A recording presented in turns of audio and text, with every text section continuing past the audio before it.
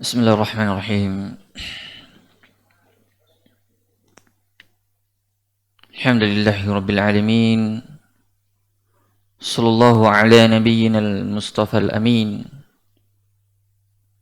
wa ala alihi wa ashabihi ajmain. Ma'asyiral hadirin, pendengar yang dirahmati oleh Allah Subhanahu wa taala. Alhamdulillah, kita bersyukur kepada Allah yang masih memberikan kita karunia-Nya sehingga kita bisa kembali melanjutkan kajian rutin kita, yang mana kita telah sampai pada pembahasan hadis la taghdab, jangan engkau marah. Baik,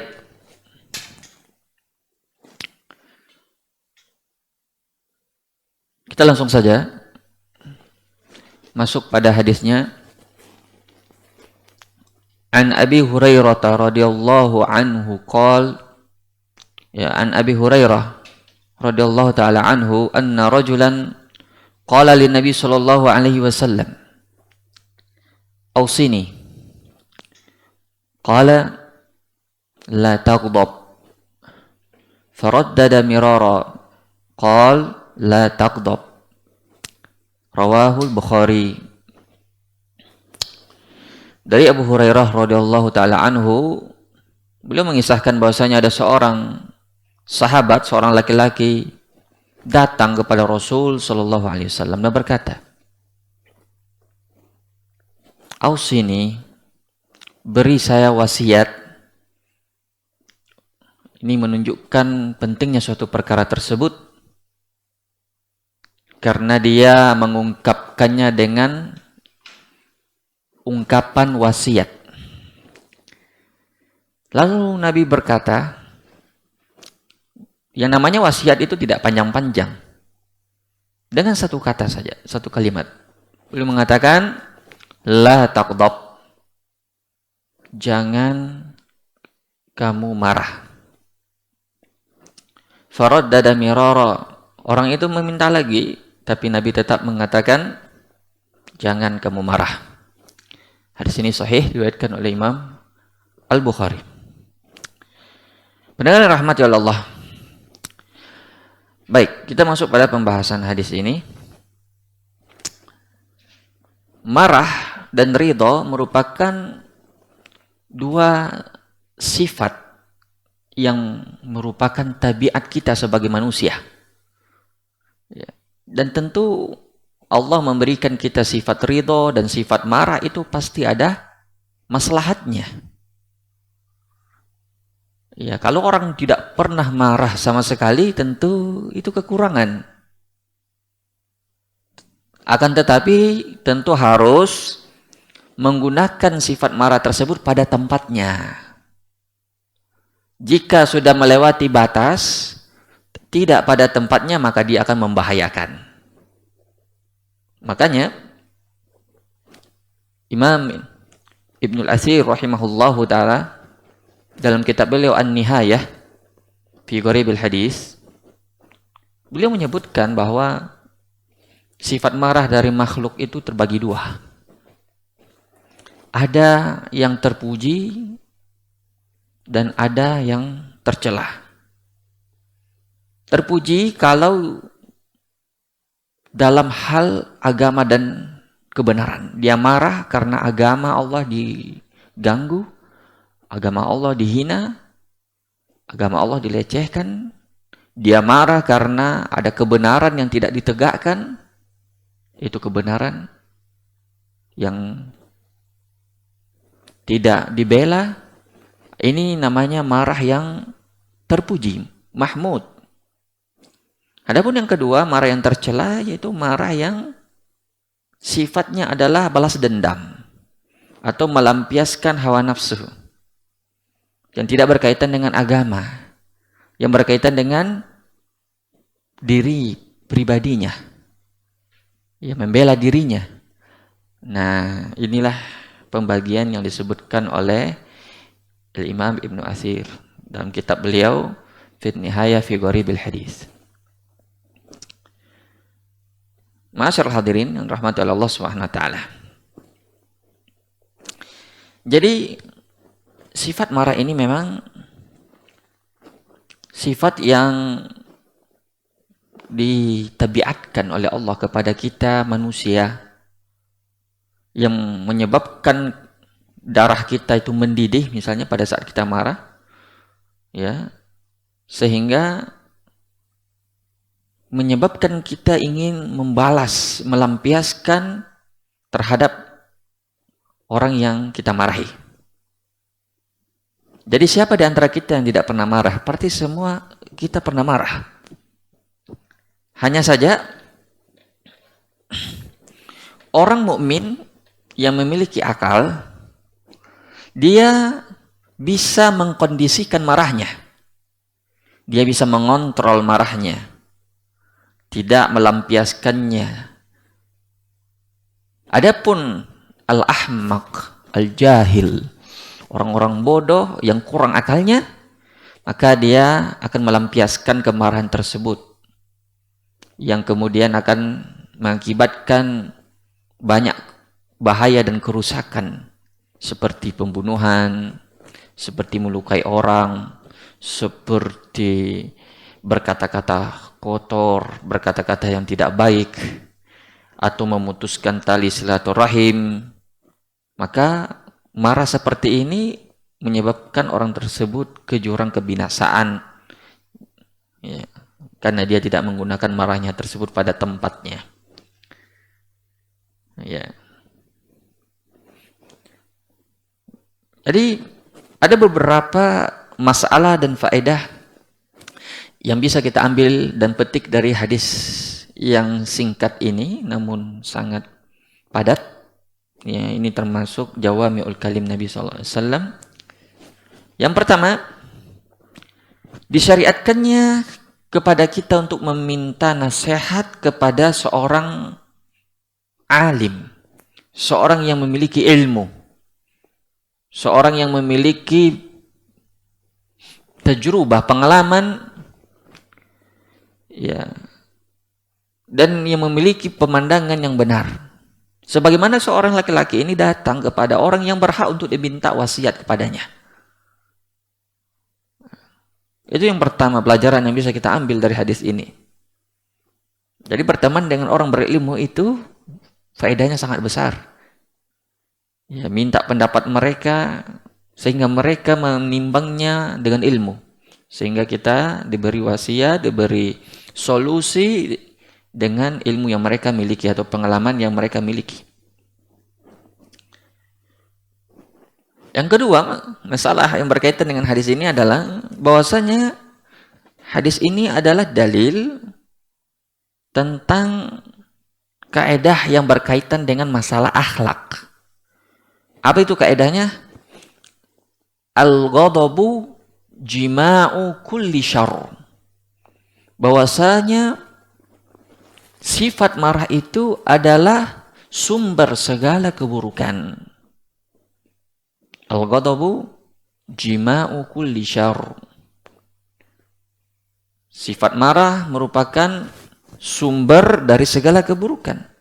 Bukankah kita lihat orang dibunuh disebabkan awalnya dari sifat marah yang dimiliki oleh pembunuhnya? Jatuhnya cerai seorang suami kepada istrinya berawal dari marah. Saling caci mencaci, saling mencaci maki antara dua orang saudara, dan antara orang teman, dari antara tetangga, itu diawali dari marah. Bahkan lebih buruk daripada itu adalah jatuhnya seorang pada kekafiran, itu juga bisa disebabkan oleh marah. Bagaimana? Ada seorang marah kepada temannya, atau marah kepada rekan kerjanya, marah kepada tetangganya, dan seterusnya. Dia pengen balas dendam tapi tidak bisa. Akhirnya pergi ke dukun. Pergi ke dukun yang dia tahu itu adalah kafir. Kekafiran yang menyebabkan dia bisa murtad keluar dari Islam. Tapi perasaan marahnya tadi itu membuat dia gelap mata. Membuat dia tidak memikirkan lagi konsekuensi dari perbuatannya tersebut. Sehingga dia mengambil resiko tersebut walaupun dia harus keluar dari Islam sekalipun. Dan ini awalnya berasal dari kemarahan. Maka kemarahan itu adalah sumber segala keburukan. Apa saja keburukan yang kita lihat di muka bumi ini kebanyakannya awal mulanya, asal muasalnya itu berasal dari marah. Makanya benar juga kaidah yang mengatakan itu tadi, al-ghadabu jima'u kulli syarr, bahwa sifat marah itu adalah sumber segala keburukan. Orang menggibah itu awal mulanya itu karena marah. Kalau tidak, ngapain dia menggibah saudaranya tersebut? Mengadu domba dimulai dari sifat marah. Karena dia ingin melampiaskan dendamnya dengan caranya tersebut. Kan rata-rata sifat buruk itu disebabkan oleh sifat marah tersebut. Disebabkan oleh sifat marah tersebut. Kemudian berikutnya, dokter juga sudah menyebutkan bahwa banyak penyakit kronis diakibatkan oleh marah. Seperti tekanan darah, hipertensi. Itu disebabkan oleh tekanan darah tinggi. Orang kena diabetes, gula yang tinggi. Ya, trias maut, ya triple maut. Tekanan darah tinggi, gula tinggi, apalagi satu yang tinggi itu. Ada 3 itu penyakit yang membunuh itu. Itu disebabkan oleh gampang marah. Ya. Bahkan ada orang yang sampai memuncak marahnya, dia pingsan. Nah ini bahayanya marah. Bahaya itu, dan marah itu bukanlah solusi sebenarnya. Makanya kalau boleh kita bilang marah itu adalah penyakit yang harus diobati. Kalau orang memiliki sifat marah yang tidak pada tempatnya, yang memiliki sifat marah yang terlalu over, berlebihan, maka dia harus obati dirinya. Dia harus belajar. Yang insya Allah nanti di akhir materi kita ini akan kita sebutkan beberapa kiat atau ilaj, obat-obat yang ditawarkan dalam syariat kita untuk mengobati sifat pemarah ini. Kemudian berikutnya, Imam Ja'far bin Muhammad pernah berkata, al-ghadabu miftahu min kulli syarr, bahwasanya marah itu adalah kunci segala keburukan, dan itu sudah kita jelaskan tadi. Dan Abdullah bin Mubarak rahimahullah, beliau pernah ditanya tentang semua sifat-sifat baik, sebutkan secara ringkas kepada kami semua hal yang mengumpulkan semua sifat baik. Beliau cuma menyebutkan satu kata saja, la taghdab, jangan kamu marah. Atau dalam riwayat lain, utrukul ghadab, tinggalkan sifat marah. Sebagaimana halnya bahwa sifat marah itu adalah sumber segala sifat-sifat buruk, maka kebalikannya bahwa meninggalkan sifat marah itu adalah sumber segala sifat-sifat baik, sebagaimana yang dikatakan oleh Abdullah bin Mubarak. Nah, makanya ulama berkata, innal hilma jima'u kullil khair. Sesungguhnya sifat lemah lembut itu adalah sumber segala kebaikan. Berikutnya, ini juga bagian dari kaidah sadduz zari'ah atau sadduz zara'i'. Yaitu, apa itu sadduz zara'i'? Artinya adalah melakukan pencegahan, ya, melakukan tindakan preventif, pencegahan sebelum itu terjadi. Misal, supaya tidak terjadi mencuri, apa preventifnya dalam Islam? Banyak. Di antaranya kalau mau minjam barang orang apa? Harus minta izin dulu. Karena awal mulanya mencuri itu mengambil barang tanpa izin, lama-lama tidak dikasih kembali. Dan itu yang terjadi pada Fatimah bintu Qais. Dia suka mengambil barang orang, awalnya minjam tapi tidak dikasih kembali. Itu akhirnya dipotong tangannya oleh Nabi SAW. Gitu juga misalnya, membunuh. Islam melarang membunuh. Bagaimana tindakan preventif Islam supaya tidak terjadi pembunuhan? Banyak, diantaranya jangan marah, karena marah adalah penyebab orang membunuh. Maka dihindari sebab-sebabnya. Makanya ini namanya tindakan preventif. Tindakan preventif atau pencegahan. Misalnya supaya suami istri tidak cerai, apa tindakan preventifnya? Jangan marah. Karena kebanyakan terjadinya perceraian, jatuhnya talak seorang suami pada istri disebabkan oleh marah. Kalau begitu, kalau tidak mau cerai, jangan pancing kemarahan. Baik, itu bagian dari kaidah sadduz zara'i'. Berikutnya, sabda Nabi, la taghdab, jangan marah. Ini memiliki dua makna atau memiliki dua kemungkinan. Yang pertama maknanya adalah jangan melakukan hal-hal atau perbuatan-perbuatan yang bisa memicu kemarahan. Ya. Atau makna yang kedua bisa jadi bermakna apabila seseorang itu telah marah, maka jangan dia realisasikan itu marahnya. Jangan dia lampiaskan itu marahnya, dia tahan. Kadang ada orang yang sudah terlanjur marah, merah mukanya, tapi dia tahan dirinya, tidak keluar itu marahnya. Ini yang dia maksud. Jadi dua maknanya. Yang pertama adalah hindari sebabnya. Yang kedua, kalau sudah terlanjur marah, maka jangan dilampiaskan. Itu maksudnya la taghdab, jangan marah. Makanya ketika seseorang itu marah, disebutkan yang membedakan seorang mukmin dengan orang yang mukmin qawi dan mukmin dhaif itu adalah, dan akan datang nanti pembahasannya, yaitu bagaimana dia bisa menahan marahnya. Baik. Sekarang waktu kita sudah mepet ya. Bagaimana obat atau ilaj penawar sifat marah ini? Kita katakan tadi bahwa setiap kita pasti pernah marah. Dan marah itu terbagi dua. Ada yang tercela dan ada yang terpuji.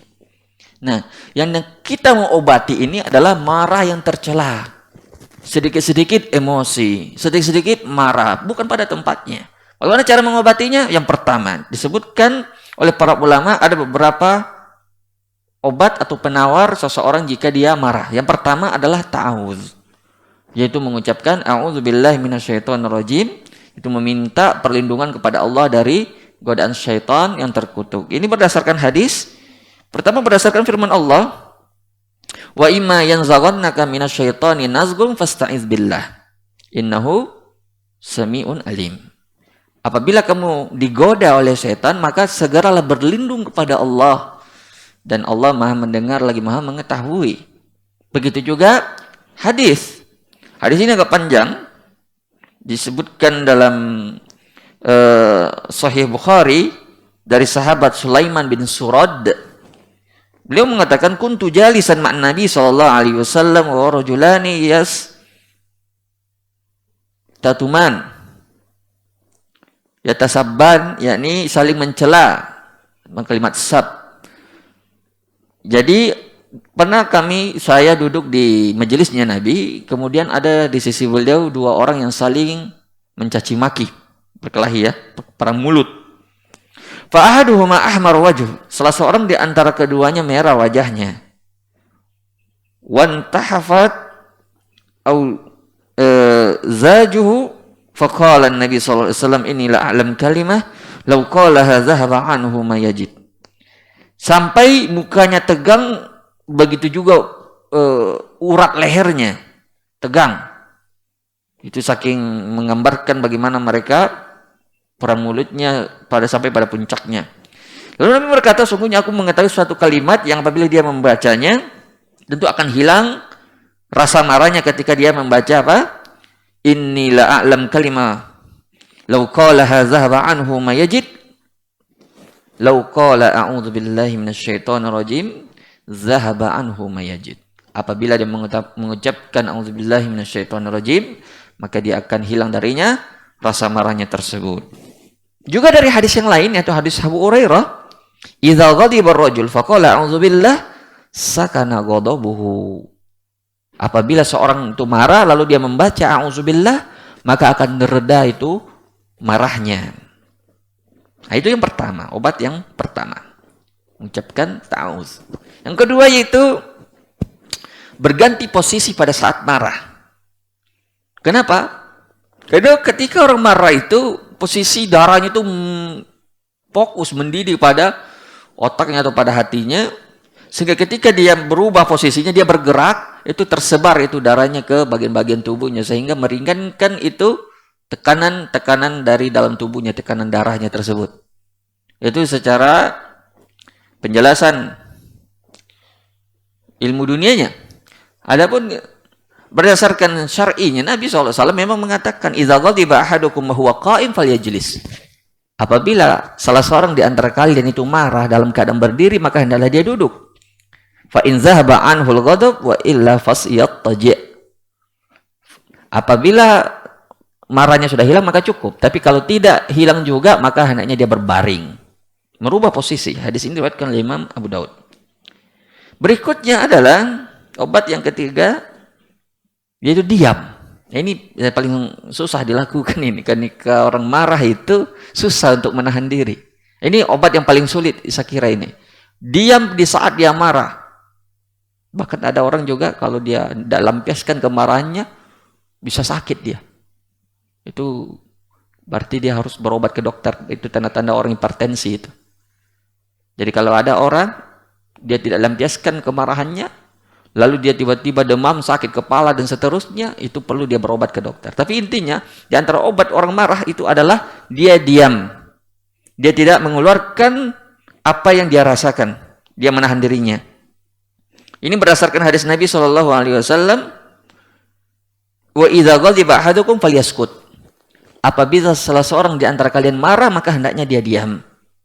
Ini obat yang paling mujarab ketika seorang marah, dan itu obat yang paling mujarab ketika seseorang menghindarkan diri dari khawarim muru'ah. Karena orang jahil, orang-orang yang kurang akalnya itu orang-orang awam pada umumnya, yang membedakannya dengan orang ahli ilmu di situ. Orang ahli ilmu kalaupun dia marah, dia bisa mengontrol dirinya sehingga orang melihatnya saja langsung paham. Makanya disebutkan dalam pepatah Arab, al-labib yufham bil isyarah. Orang yang berakal cukup dengan memberi isyarah mereka paham. Beda dengan orang yang tidak berakal, bermeledak-ledak bicaranya, marahnya, belum tentu orang paham. Karena orang sudah jatuh muruahnya, jatuh wibawanya.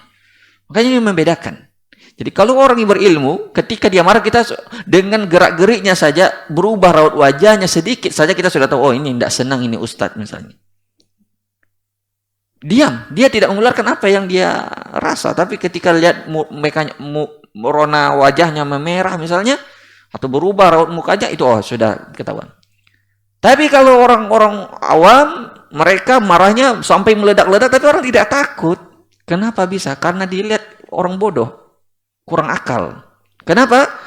Karena dia melampiaskan dia marahnya sehingga dia mengeluarkan perkataan-perkataan yang mungkin menyebabkan wibawanya bisa runtuh. Karena orang marah biasanya akalnya berkurang.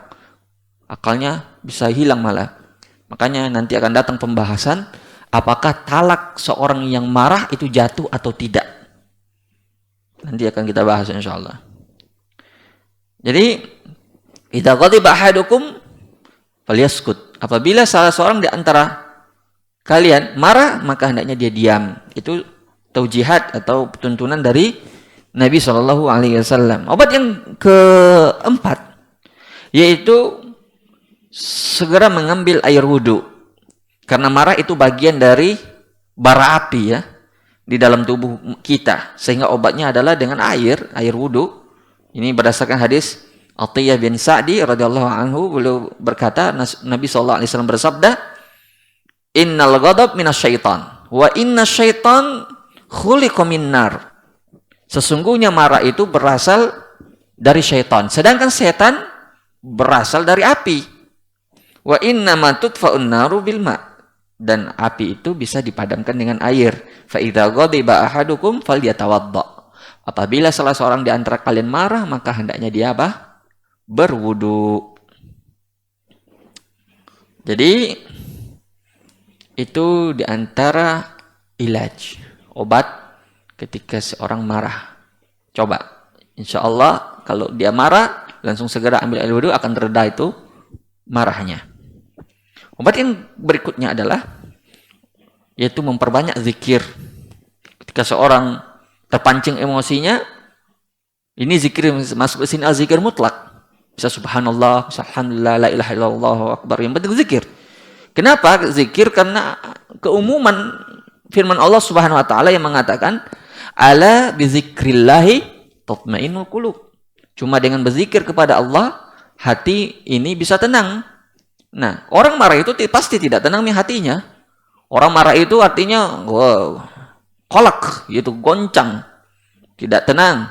Maka untuk menenangkannya dengan zikir.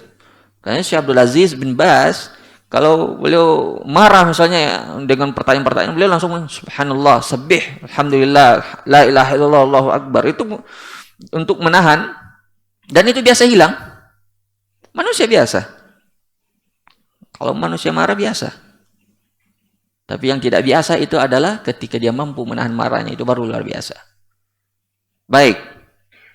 Berikutnya, obat yang keberapa itu? Yang keenam ya. Yang keenam adalah memikirkan dampak buruk dari marah tersebut. Memikirkan resikonya. Kalau dia marah, apa resikonya yang akan timbul kalau dia lampiaskan ini marahnya? Betapa banyak kemarahan yang dilampiaskan berbuah penyesalan, itu banyak sekali. Setelah terlampiaskan baru menyesal, dan itu banyak. Maka sebelum itu terjadi, pikirkan terlebih dahulu dampak atau resikonya. Itu lebih bermanfaat daripada terjadi baru dipikirkan, itu tidak ada manfaatnya. Tapi sebelum terjadi, pikirkan dulu, berpikir. Kalau saya melakukan ini, memukul misalnya, atau saya mencela misalnya, apa resikonya? Kalau saya begini, apa resikonya? Semua ditimbang resikonya. Maka dengan dia memikirkan resiko, tidak jadi dia lakukan itu. Beda kalau orang yang akal pendek ya, alias pernah dengar istilah sumbu pendek. Sumbu pendek itu gampang terpancing. Baru sedikit dipancing saya langsung meledak. Beda dengan orang sumbu pendek. Itu orang sumbu pendek, itu tidak ada pikir, itu dampak dari meledaknya itu. Dampak dari marahnya. Maka itu tidak bagus itu sifat sumbu pendek itu. Orang yang mampu mengontrol dirinya, mampu mengontrol marahnya, itu dia karena mampu tahu akibat atau resiko dari marahnya tersebut. Berikutnya adalah obatnya. Ya, saya kira cukup ya. Sudah jam 7 lagi. Baik. Masalah berikutnya adalah bahwa hakikat seorang mukmin yang kuat. Yang dimaksud mukmin yang kuat dalam hadis Nabi. Bahasanya al-mu'min qawi ahabbu ilallah min mu'minut dhaif fi kulli khair. Bahwasanya seorang mukmin yang kuat itu lebih disukai oleh Allah daripada mukmin yang lemah. Itu bisa mengandung dua makna, bisa kuat secara fisik, bisa juga bermakna kuat secara non fisik, yaitu kuat mengontrol emosi, kuat mengontrol hawa nafsunya. Karena kenapa? Ini didukung oleh hadis lain. Walaysa syadidu bisur'ah. Bukanlah orang kuat itu dengan bisa mengalahkan lawannya dalam gulat. Itu memang kuat itu. Orang bergulat lalu menang, itu jelas orang kuat. Tidak mungkin orang lemah bisa menang. Tapi Nabi mengatakan walaysal syadidu bisur'ah. Bukanlah orang yang dikatakan kuat yang sebenarnya itu orang yang jago gulat.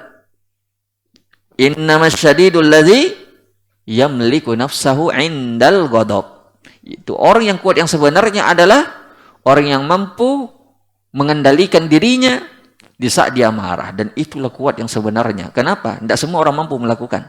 Dan itu berat. Luar biasa beratnya. Pernah seorang datang kepada Salman Al-Farisi. Orang ini berkata, "Ya Aba Abdillah, beri saya wasiat." Langsung Salman mengatakan, "La taghdab, jangan kamu marah." Kemudian orang ini pergi. Lalu beberapa hari kemudian datang lagi. Dan dia berkata, "Inna hadza syadidun alayya." Sesungguhnya tidak bisa marah itu susah sekali saya praktekkan, saya amalkan. Memang tidak gampang. Saya kira coba hitung dalam sepekan, berapa kali kita marah. Saya kira tidak gampang itu menahan diri. Apalagi kalau berada di lingkungan, di sekitar orang-orang yang memang menjengkelkan. Itu diuji. Diuji ini, dengan hadis ini. Maka memang ini kelebihan. Memang suatu kekuatan yang luar biasa ketika seorang terpancing emosinya. Apakah itu karena anaknya, apakah karena itu istrinya, apakah karena temannya, apakah karena lingkungan kerja, dan seterusnya. Banyak hal-hal yang bisa memancing emosi kita. Apalagi zaman sekarang ini, zaman corona. Orang dibatasi dengan aturan. Tidak bisa mencari nafkah dengan normal. Emosi pasti. Kalau orang tidak ada beras di rumah, tidak ada yang mau dimakan misalnya, kemudian tidak bisa bekerja, banyak yang emosi misalnya. Tapi ini diuji kita ini untuk sabar. Diuji. Memang berat. Memang berat. Tapi hadis ini menunjukkan bahwa kita bisa. Karena tidak mungkin kita disuruh melakukan sesuatu yang tidak kita bisa. Artinya apa? Ketika kita dibilang jangan marah, artinya semua kita pasti bisa tidak marah. Itu maksudnya. Jadi semua kita mampu melakukannya. Yang penting usaha dan kemauan. Makanya Nabi mengatakan, "Laisa syadidu bisur'ah, innama syadidu yamliku nafsahu 'indal ghadab." Yaitu yang dikatakan orang kuat yang sebenarnya adalah orang yang mampu menahan dirinya, mengontrol dirinya ketika dia marah. Makanya Imam An-Nawawi, bukan Imam Nawawi ya, Imam Al-Munawi. Beliau berkata, makna hadis ini adalah orang yang kuat yang sebenarnya adalah orang yang mampu menahan emosinya ketika marah sedang bergejolak. Dan dia mampu menundukkan nafsunya ketika dia marah.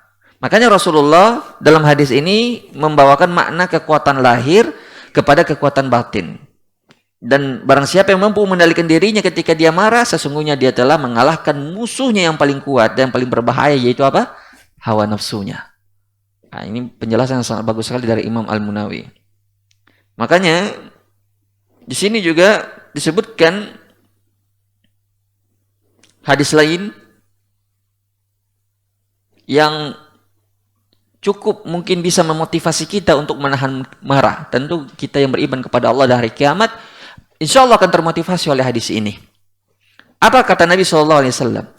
"Man kadhima ghaidhan wa huwa qadirun ala an yanfidhahu da'allahu azza wa jalla ala ru'usil khalaiq yaumal qiyamah hatta yukhayyarullahu min khurin ma yasha." Masya Allah. Siapa yang mampu menahan marahnya, pada dia mampu untuk melampiaskannya, maka Allah akan memanggilnya, membanggakannya nanti di hari kiamat pada semua manusia. Ya, kemudian Allah akan memberinya pilihan bidadari bermata indah yang mana yang dia sukai. Subhanallah. Ini motivasi yang luar biasa. Kita dibanggakan oleh Allah di hadapan seluruh makhluknya. Ini hambaku yang mampu menahan marahnya. Dan bukan cuma dibanggakan, ditawarkan juga dengan bidadari-bidadari cantik. Saya kira itu sudah cukup memotivasi kita ya. Bidadari saja lumayan itu. Apalagi kalau sampai dibanggakan di antara semua makhluknya. Ini motivasi yang luar biasa. Ya. Hadis yang lain dari hadis Ibnu Abbas, Nabi SAW bersabda pada Asyad Abdul Qais, beliau berkata, sesungguhnya pada dirimu ada dua sifat yang disukai oleh Allah, yaitu as-sabar wal ana, sabar dan tidak tergesa-gesa. Ini lawan dari marah tadi itu, sifat marah.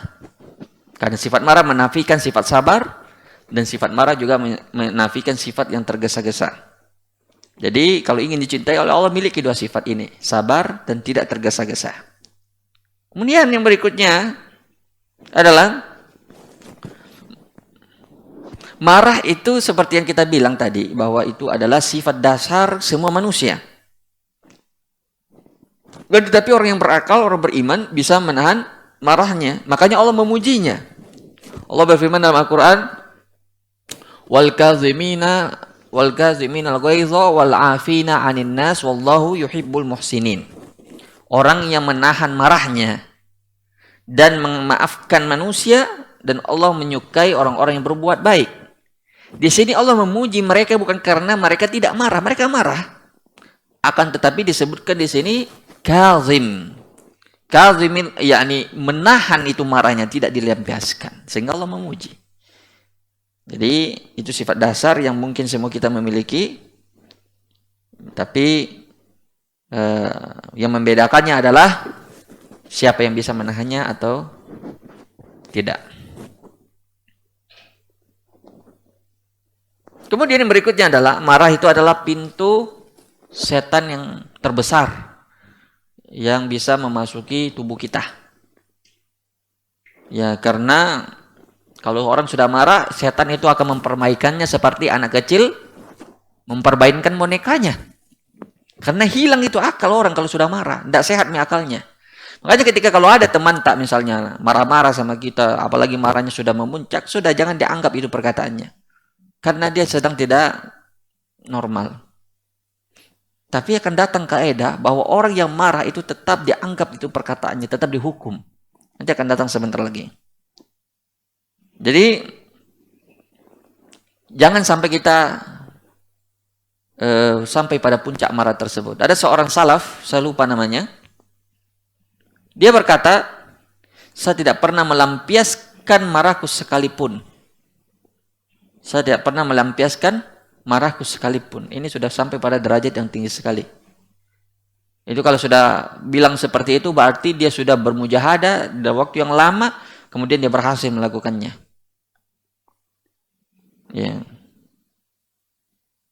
Jadi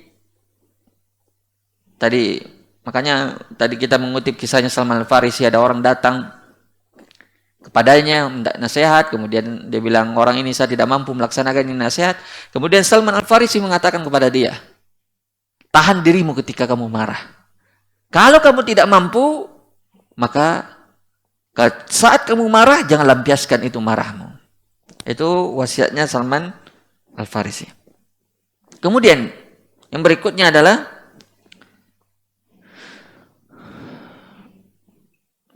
marah yang dilarang. Dalam syariat Islam adalah marah yang berkaitan dengan dendam pribadi, melampiaskan amarah pribadi, ya. Adapun kalau marah yang sifatnya membela kebenaran seperti yang kita bilang tadi, atau membela agama Allah, maka itu dipuji, bahkan mendapatkan pahala bagi orang yang melakukannya. Misalnya ada orang yang mengejek syariat Islam, dia ejek misalnya jenggot, kamu seperti kambing. Boleh tidak dia marah itu? Jawabannya boleh. Jangan senyum-senyum. Ada orang dihina Allah, dihina Rasulnya, dia senyum-senyum, berarti dia keledai. Makanya saya lupa perkataan Imam Syafi'i atau selainnya. Ketika orang diminta manis taqdaba wa lam yaqdab fahuwa himar. Siapa yang diminta untuk marah namun dia tidak marah, maka dia keledai. Ada saatnya orang marah memang. Itu perkataan Imam Syafi'i. Seingat saya itu perkataan Imam Syafi'i. Beliau mengatakan manis taqdaba wa lam yaqdab fahuwa himar. Siapa yang mengharuskan untuk marah lalu dia tidak marah, berarti dia seperti keledai, tidak ada otaknya. Keledai itu gambaran binatang yang ahmak, bodoh, tidak ada otaknya. Dia dihina agamanya, dia senyum. Itu bukan senyum pada tempatnya. Mestinya dia marah. Karena bukan berkaitan dengan pribadinya, tapi agama. Maka Nabi SAW, beliau disebutkan oleh Aisyah, Wa man taqama Rasul sallallahu alaihi wasallam li nafsihi fi syai'in qat. Nabi tidak pernah balas dendam, marah berkaitan dengan pribadinya. Akan tetapi illa antahika hurmatullah, kecuali jika ada syariat Allah yang dilanggar, itu baru beliau marah. Tapi kalau pribadinya beliau memaafkan. Dan kalau kita hitung berapa gangguan yang dialami oleh Rasulullah dan beliau memaafkan, banyak sekali. Beliau di perang Uhud patah giginya, beliau pada saat sujud diletakkan bekas ketubannya onta di atas punggungnya, kemudian dia pernah dicekek lehernya, hampir beliau meninggal. Oh, banyak sekali kalau mau kita hitung-hitung, dan beliau memaafkan. Beliau ketika di Taif dilempari, namun beliau memaafkan karena berkaitan dengan pribadinya. Tapi ketika agama Allah diganggu, sudah beliau adalah singanya, beliau marah. Berikutnya, kaidah al-ghadban mu'akhadhun bi aqwalihi wa af'alihi syar'an illa bid-dalil. Al-ghadban mu'akhadh bi aqwalihi wa af'alihi syar'an illa bid-dalil. Orang yang marah itu tetap disiksa atau tetap dianggap perkataannya maupun perbuatannya kecuali ada dalil khusus yang mengkhususkannya. Misal kalau ada orang dalam keadaan marah, marahnya ini membuat dia mencela Allah, mencela Rasul, mencela Al-Quran, dia marah ini, maka dia murtad. Dia tetap, walaupun marah bukan alasan, tetap jadi dihukum karena perkataan perbuatan tersebut. Hanya saja ulama mengecualikan terhadap orang yang marah lalu dia menceraikan istrinya. Ini yang kita bilang tadi. Apa hukumnya? Seorang suami marah besar pada istrinya, lalu dia bilang, kamu saya ceraikan. Jatuh apa tidak talaknya itu? Ada dua pendapat. Pendapat pertama mengatakan jatuh. Pendapat yang kedua mengatakan tidak jatuh. Yang mengatakan jatuh ya berdasarkan ini, bahwa orang marah tetap dianggap perkataannya, tidak ada alasan. Tapi pendapat kedua mengatakan tidak, ini pengecualian. Karena ada hadis yang mengatakan, kalau tidak ada hadis yang mengatakan, maka kami akan mengatakan sama dengan pendapat yang pertama. Jadi pendapat yang wallahu alam yang lebih kuatnya adalah, kalau ada orang marah besar sampai dia memuncak itu marahnya, maka talaknya tidak jatuh. Wallahu alam. Ini bisa diteliti lagi, karena ada memang perbedaan pendapat di kalangan ulama. Karena ada hadisnya yang mengatakan bahwa la talaqa wa la itaqa fil iglaq. Tidak ada atau tidak jatuh talak atau i'taq. I'taq itu memerdekakan budak, fil iglaq, yaitu pada saat akalnya tertutup. Dan akalnya tertutup yang dimaksud itu adalah dalam keadaan marah yang memuncak. Walaupun marah-marah sedikit, ya biasa orang kalau menceraikan istrinya pasti dia marah lah, itu biasa. Tapi yang dimaksud di sini iglaq di sini betul-betul memuncak marahnya, sampai dia kadang-kadang ada orang marah itu tidak tahu apa yang dia ucapkan. Nah, yang ini yang dimaksud. Baik, sekira itu pembahasan kita karena sudah 7.15 ya. Wallahu ta'ala a'lam. Jam berapa azan? 3 menit lagi. Alhamdulillah kita sudah selesai pembahasan ini, sisa 3 menit azan. Mudah-mudahan bermanfaat. Karena ini kajian online, tidak ada pertanyaan, tidak ada hadiah, tidak ada parfum, tidak ada macam-macam. Alhamdulillah kita cukupkan dulu sampai di sini. Mudah-mudahan kita bisa mengamalkannya dalam kehidupan kita. Dan ilmu itu dikatakan ilmu yang bermanfaat kalau menghasilkan amalan. Wallahu ta'ala a'lam. Subhanallahi wa bihamdihi, asyhadu an la ilaha illa anta, astaghfiruka wa atubu ilaik. Assalamualaikum warahmatullahi wabarakatuh.